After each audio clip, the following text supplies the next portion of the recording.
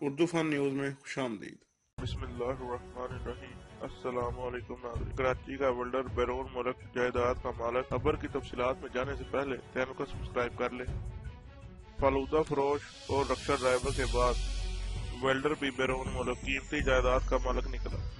F آئی اے کے notice ملنے کے بعد ویلڈر عمران کی مشکلات بڑھ گئیں۔ کراچی میں امیروں کی کرپشن میں راتوں رات امیر بننے کا ایک اور واقعہ سامنے آ گیا۔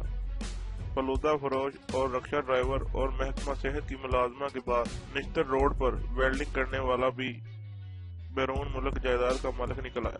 ویلڈر عمران کو ایف آئی اے حکام نے بیرون ملک جائیداد کی ملکیت پر نوٹس جاری کر دیا۔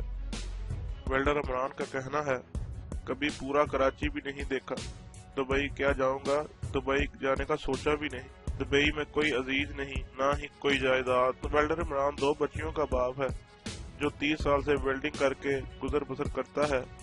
متاثرہ ویلڈر عمران کا کہنا ہے کہ اگر جائیداد ہے تو ڈیم فنڈ میں ڈال دے، جبکہ ایف آئی اے کا نوٹس ملنے کے بعد پورے گھر کی مشکلات بڑھ گئی۔